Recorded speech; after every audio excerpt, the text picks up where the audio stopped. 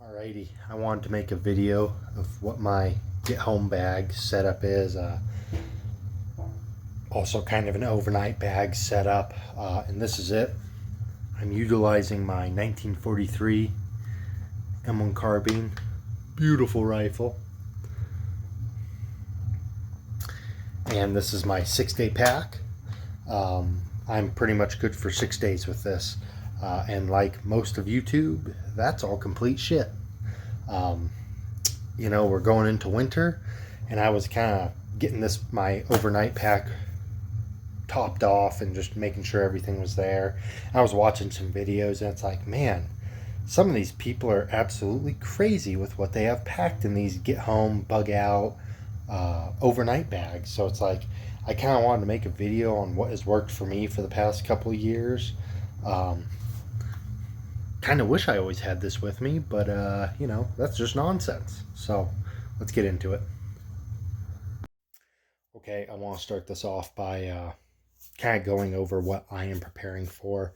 Uh, I have a commute up a canyon that is very isolated, no cell phone service, not a lot of help if you break down, essentially, or get stuck from a flood, fire, snowstorm, you name it, windstorm with falling trees. So that is what this bag is for, essentially. My job also requires me to potentially stay out of town where I work to support the community in times of a fire, flood, natural disaster, you name it. So that kind of sucks, but it doesn't happen much. What I'm getting at is prepare for real things, prepare for real scenarios. If you live in the city, you face completely different challenges than I do. So just think about that when you're building this kit. This is not crazy stuff. This is extra clothes, food, water. It's pretty basic. Toothbrush. This is stuff that you want if, hey, I'm not going home tonight. I wasn't prepared. Oh, wait, I got this cool bag in my car that has extra clothes where I can stay and be comfortable. So, yeah, let's get into it. All right, let's dive into this bag here. Um, and I guess let's talk about the bag real quick. This is a dirt cheap Ozark Trail from Walmart. It was literally $10. And right now it's holding 2 days worth of clothing and kind of supplies. Um, I do not want an expensive bag. This is this is staying in the car. It's gonna get beat up. It's gonna get kicked. It's gonna get dirty. I also don't want someone to steal an expensive bag or a cool bag that I might have spent a lot of money on. So just take that into consideration. I was watching some videos and guys had marmot bags or they had mystery ranch packs. It's like, man, that is way too nice of a bag, in my opinion, for something that needs to be completely written off at the end of the day. So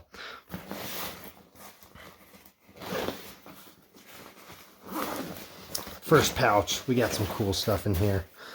Starting off, I guess let's just grab stuff.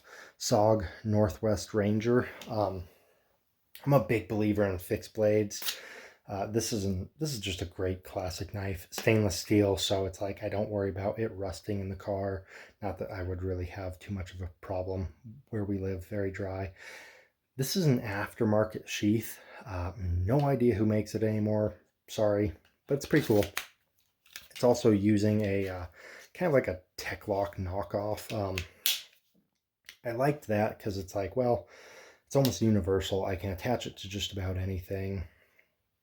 Um, I think having a good fixed blade is just always a good idea. I have them in all our vehicles, so there's just a million uses for them, from procuring firewood, breaking out windows to get out of a car.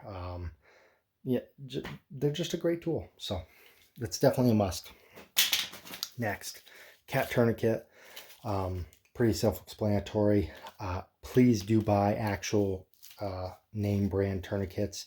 Do not buy the cheap ones off of Amazon. They are shit. This is tested.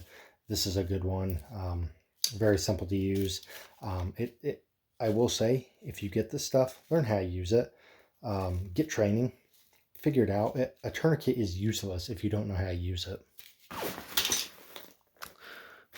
Alrighty, got some more kind of bushcrafty stuff.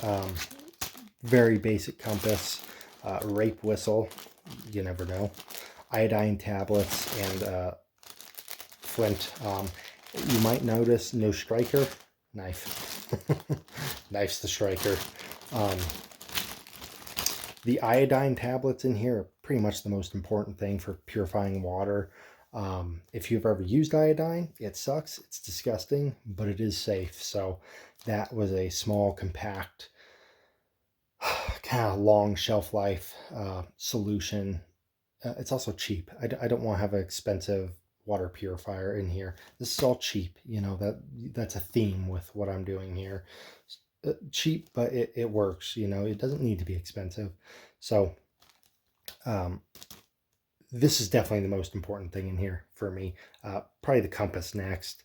So alrighty, extra magazine. We'll see that gun in a bit. Here, one of the most important things in this bag: bar soap, toothbrush, toothpaste. Again, I have used this bag numerous times when I've gotten stranded at work, which is the main purpose of this bag. Is multiple times last year I was stranded because of wildfires, or because I was required to stay within the area just in case an emergency kicked off. We just went through a pretty bad fire season here in Colorado. So it's like, you know, that's a very realistic scenario for us in our location. Something that you might not have if you live in the East Coast or something, you know. So it's like, this is really important. Stuff like this is some of the most important stuff in my kit. And also being comfortable, you know, if you're staying somewhere, being comfortable is pretty nice, and can go a long way towards with how you deal with that situation and how it all pans out in the end. Alrighty, got some medical. I'm a big fan of building my own medical kits. The ones I see in the stores are really expensive and they don't have the stuff I want in them. I got some gloves, some wrap, gauze, just boo-boo and cut stuff, some shears. My whole intent with this was to do minor injuries and to pack a wound. So I also do think, you know, again, if you have the stuff, you need to get training on it, how to use it. I'm at a level to where I could do CPR, pack wound, apply tourniquet, you know, recognize some other symptoms, pretty much. Very basic for me. I highly recommend a Stop the Bleed class. That's why I've taken several times. So yeah, I have stuff in here that I know how to use. You know, I don't have chest seals in here because I don't know how to use chest seals. So compression bandage, again, to supplement the first aid kit. These are great. I like the packaging. It will go a long ways as to storing it for the long term, which is kind of the goal of this bag. Alrighty, we got some maps. These are maps of my local areas, and my main reason is, like, sure, I've grown up in the area, I know it by heart, but if a fire sweeps through, you might not recognize where you are or where you're going. So maps are huge, you know. You could still have undamaged signs during a fire, a windstorm, a flood, a snowstorm. So it's like, you know, with natural disasters, you just might not recognize it no matter how many times you've been there. So very cheap, easy solution. Don't rely on your phone.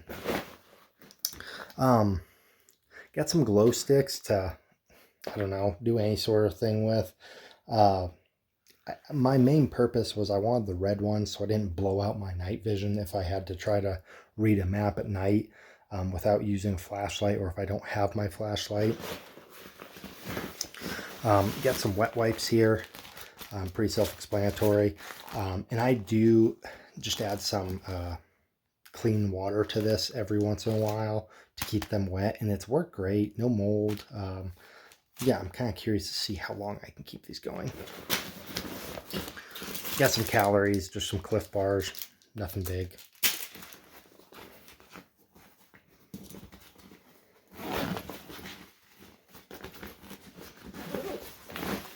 Alrighty, very important, a decent hat. One of my major considerations in this bag is I have to deal with hypothermia. That's a threat if something happens and I have to abandon my vehicle and walk home potentially, or if I get stranded in my vehicle and have to stay in my vehicle until help arrives. A lot of your heat will be lost through your head. Your head is your chimney. A lot of people don't understand that. So having a hat is huge for survival. Wool socks. These are like on their last leg, and that's why they're in the bag. Probably never to be used, to be honest with you. I always keep a good pair of shoes in my truck. I typically wear almost like a slip-on shoe to work. It's like, well, if I have to get out and walk, that's not going to cut it. So I keep a good pair of hiking shoes in the truck. These will supplement them if I have to abandon my vehicle, walk to get help, walk to get home. So, and some of you might think that's crazy to abandon your vehicle, but it's like, the canyon I drive every day, in the past 30 years, there's been 2 major floods that have completely wiped it out. And those people that were in the canyon when that happened, if they weren't killed, they were climbing up the mountain to escape the flood. So it's like having stuff like this is pretty important. All right, something cool. 10 millimeter XDM. She's hot. She's great. She's a long slide. Really like this pistol. I chose 10 mil for my locale just because we have bears, mountain lions, wolves, very low numbers. And this is the Storm Mountain Kydex. Again, this is actually a Tek-Lok, but almost universal mounting system. So throw it on a pack, throw it on a belt, any number of things. This will be a great mounting system for being universal. Where it's not great on its own, it's good at a lot of things.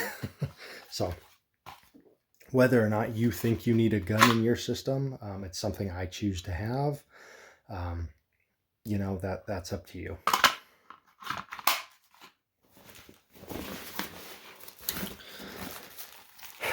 I do not want a very expensive jacket in this system, so I opted for trash bags if there is rain or snow.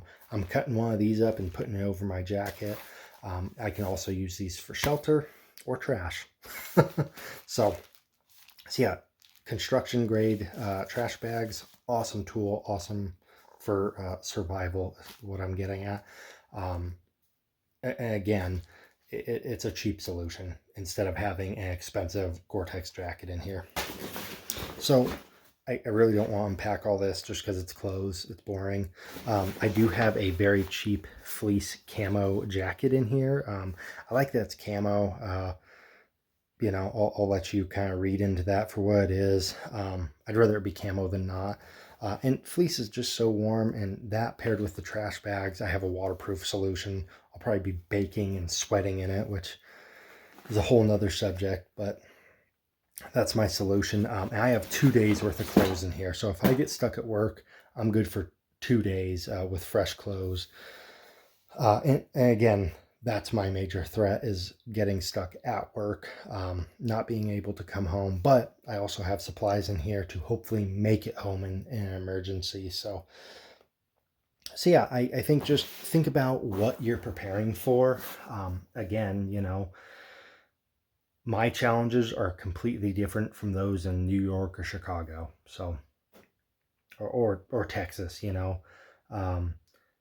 my plan is completely different. So you really need to think about what you're facing, what challenges you might face, and plan accordingly. So I hope this helps. Keep it simple. Don't be ridiculous.